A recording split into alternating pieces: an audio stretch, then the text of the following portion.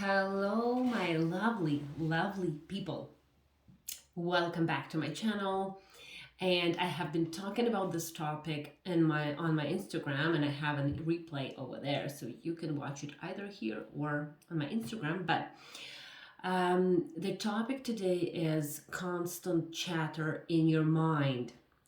I have heard so many times from my clients this one sentence: I just cannot switch off.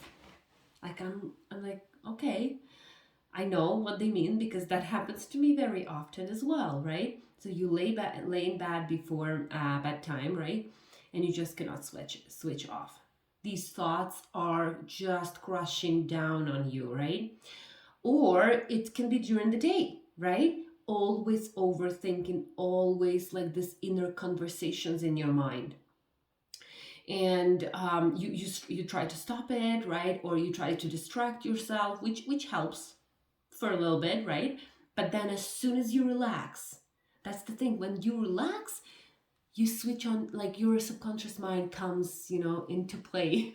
That's why you have this anxiety and panic, sometimes worry, right? Because of all of the thoughts that you have in your head, right? And I kind of have three types that I usually identify. So inner constant chatter, right? I divide it into three types. One is the one that is distracted one. I got a distracted type. That it's a person who has these overthinking thoughts in his mind, but they distract themselves with anything. They start to go to the gym, run.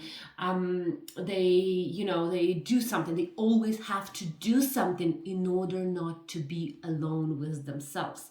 Because as soon as they become alone with themselves, that's when all of the thoughts, all of the issues, are unresolved triggers, are coming up. And they cannot handle it. They don't have any control over it, right? So they distract themselves. However, it crushes down on them in the evening, right? Before bed or at night. Many times I have heard from the clients that I'm okay during the day, right? I work hard, like I am a very busy mom or a busy dad or a busy professional, right? But as soon as I go to bed, I have panic attacks at night, right? Or I have this anxiety in the morning at 5 a.m., right? That's what happens when people distract, suppress, right? Suppress it all the time. Like, no, I can't think about it. This is not relevant. I cannot have control over it, so I'll control everything around me. So they start to clean, having these obsessive compulsive disorders, right? Sometimes, I'm not saying in every case. And when I say that people have it, it doesn't mean that all the people have it. Everyone is so unique. So everyone has their own story, right? This is why I love working in hypnosis, right? Because you make a person an investigator of their own inner world and of their own past, right? And they can process it, they can reframe the beliefs. They are doing that. I am not doing that for them. This is why it's so powerful, right? At least for me and for my clients. Another type is a depressed type. I call it a depressed type because that person usually surrendered to all of those negative scenarios, all of the pictures in their mind, right? They just surrendered, accepted it, and said, okay, that's just my life. That's all I am stupid, I am weak, I am and depressed, there is no way of leaving, so they also have this constant chatter in their mind. They cannot stop it, right? But it's a different nature of these thoughts. They usually are they're not overthinking anymore. They're just accepting, surrendering, however, not in a good way, right? They don't make any decisions.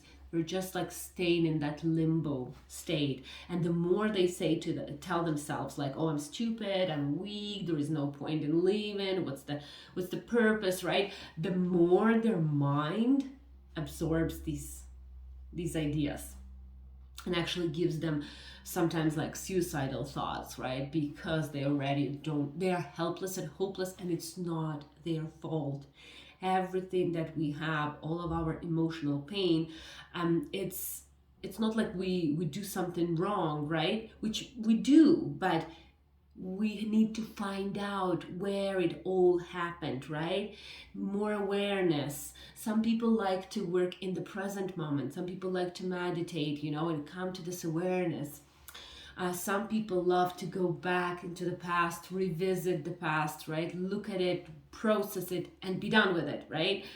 Some people, it works better. Some people love emotional release. Some people like mindfulness. Whatever it is, it works great, right?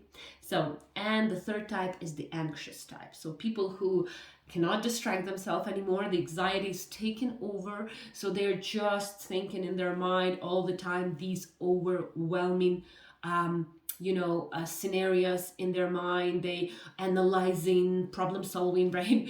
So they're doing that all in their mind. However, because the decision is not made, it's still unresolved, the anxiety just keeps going, right? And these usually are the people who are my clients, who come to me because they're just so tired from the anxiety and panic attacks. It's kind of taken a lot from their body as well, and their energy, and affects their personal life, professional life, and their body in general, right? What are the symptoms, right? So the symptoms of this inner chatter, constant chatter in your head, can be visual pictures, right? Like, for example, with the fear of flying or with the fear of driving, right? You have this visual picture what's gonna happen. And it's based on the movies, it's based on the news, it's based on your own imagination, right? Your imagination is so powerful that Netflix doesn't even stay close to it, Any show on Netflix doesn't even compare with what your imagination can do, right? Because you can switch off the Netflix, but you cannot switch off your mind until you learn how to do that, right? So visual pictures or these kind of scenarios, and it's so real that for some people, especially with trauma, it becomes like a flashback, right? They kind of like, so for example, if the person has a fear of flying, they can be in that catastrophe that they are imagining. They can like regress themselves into that imaginary scene so much that they relive in it without that even happening. Some people have trauma from the past and they're reliving their trauma, right? That actually happened. And for people who are very visual, they can visualize, so they catastrophize, right? Inner conversation, that's me. So inner conversation is when you do create the pictures, of course, but some people are not that visual, so they have these conversations in their mind. Now that I go back into my childhood, I remember when I went into the kitchen and I saw my dad talking to himself, right? And for some people it could be like, wow, that's something mental, right? No, he was just replaying that conversation that wasn't resolved in his mind, right? So I freaked out, right? So I asked him, why are you talking to yourself? Why are you like, very, and he gets really emotional, right? Talking to himself, like replaying those conversations. And he says like, no, it's just like at work, right? I had this conflict that I didn't say what I needed to say. So when you have this guilt, shame, resentment, right, from the past, right, you can replay those conversations over and over again, creating the scenarios. What should you have said? What should have you said, right? So many times, right, you have these inner conversations. Sometimes you're so in those conversations that you start to talk, right? And it's not the sign of any mental illness. It's the sign that you just want to resolve that conflict. You want to go back probably in the past, right, and change it. You cannot change the past, right? The only thing you can work is with the present moment, right? You cannot work in the future. You cannot work with the present. You can work right now, right? And by working in the moment, you can change your future, or you can change how you see your past. So this is like inner conversations, right? I'm pretty sure a lot of you will resonate. Another one is inner problem solver. So people who are analyzing a lot in their head. And because they're analyzing so much, right, they create all of these problem solving solutions, oh God, I can go this way, I can do this way, I can do that. So they're having these lots of thoughts. That's not a bad thing, because thinking is great, right? Thinking is great, right? When we think, we kind of come up with these ideas of how to resolve the issue or how to make a decision, right? However, sometimes we cannot make a decision because we think until we overthink, right? So usually people, problem solvers I call them, right, in their head, right, when they are like thinking, overthinking, right, creating this little, oh, what if this, what if this, oh, then I'll do this. If it happened to you, then it means that you are also having this constant chatter, right? So the byproducts, right, of the constant chatter is panic attacks, anxiety, worry, overthinking, right? And from that come your actions. So you might be like either have anger management, and by that you can ruin your relationship, or it can affect your relationship. It can affect your parenting. It can affect your career, right? It can you can make decisions that will not benefit you, right? In a panic mode, in anxiety mode, in worry, right? It's really hard to make a good decision. So what you need to know about your mind with the constant chatter, so that you can at least interrupt it. And you can interrupt it once a day, but by doing that constantly, by having this routine, by doing it consistently, right, over time, you can learn how to interrupt these thoughts, right, and this constant chatter, and switch it to something else, right? So first one is the one that I learned from Marisa Peer. Personally, I love her, right? I studied at her school. I love her method. And she told us, all of us students, right, this one rule of the mind, right, that actually changed, kind of was a light bulb for me. So it's called that your mind responds to the pictures you make in your head and to the words you say to yourself. Your mind doesn't understand yet. I think there are methods that you can train your body, train your mind to really understand where is the imaginary threat or not, right? So, but if you haven't yet learned that method, right, your mind will respond to any picture that you create in your mind as if it's happening right now, right? And if it's happening in real time and in reality. So Marisa Peer did an amazing, I don't know where she got it from. She figured it out based on her many years of experience, but it's an incredible rule of the mind, because every picture you create in your mind, your body and mind responds to it, right? So the second one, every cell in your body eavesdropping on your thoughts, right? So we think that, oh, like, I'm stupid. Oh, that's just a joke, you know? No, if you say that to yourself hundreds of times over many years, your mind will start to respond to it, right? Your cells will start to believe in it, and then the whole body will act in a way like you are stupid. It's weird, but it's true, right? So your cells are listening to your thoughts, right? So if you having some, serious illnesses, right, disease, right, especially something very serious, right, you need to definitely create great positive pictures in your mind and your thoughts, right, as well, so that your body, right, gets confused and starts to help you to feel. So third one, the more you suppress the chatter, the constant chatter, the more you suppress it, the more you will have it in your mind, right? Unresolved issues, anxiety, constant chatter, it's unresolved issues, right? It's indecision, or inability to make a decision. So the more you suppress it, the more it's gonna talk to you. And the more you suppress it during the day, repress it, hide it, right?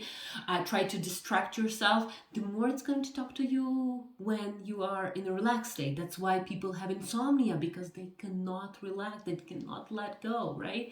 And not because of that. Insomnia has so many psychological reasons, right? But one of. So, fourth, right? Unresolved issues will take over your mind. So this is coming out from the third one.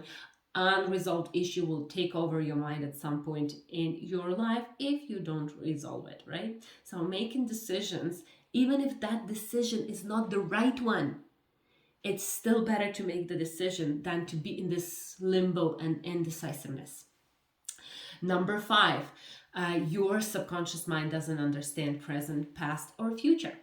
Your logic understands everything, but your subconscious mind doesn't. So it replays every single situation that you have, every single trigger, right? Like it's happening right now, right? This is why just a call from our friend that, or a call from our ex, right, can trigger us. A conversation with your mom that was neglecting you, right, can trigger you. Even if you see an object, a color, right, because your subconscious mind doesn't understand time, it will replay it as if it's happening today without you knowing that. So these are the 5 things you need to know about your mind and about the constant chatter. In order to help your mind kind of settle down, right? Relax, be more calm, be more at ease, let go of that thinking. First thing you need to know is to find out about your mind. Become aware, become knowledgeable of how your mind works. Second, eliminate unimportant things. Usually overthinking comes with taking on a lot of things in our life, right? There is no other way but eliminating, right? Managing time, eliminating the extra stuff that is not important. And to figure it out, you can just make a list. What brings you the happiness? Like what brings you the best result in terms of emotional, happiness. And then you write these important things like kids, family time, traveling, right? And then, eliminate things like going for a coffee with a friend that you don't like even, right? That you can go without it, right? And that can eliminate and free a lot of your time. Another one is doing the inner work. Doing the inner work, finding out why you cannot make decision. Where is it coming from? Why you cannot follow to your heart? Why you cannot listen to your intuition? So these little tips can help you immensely. Once you start to do these little steps, right, they will help you incredibly, in resolving, in helping with your inner chatter. So I wish you all the best. Be mentally and physically healthy and happy. If you need my help and I guide my clients to find out the reason for their thoughts, for their physical and emotional pain, right? If you need my help, my details are in the description. Bye.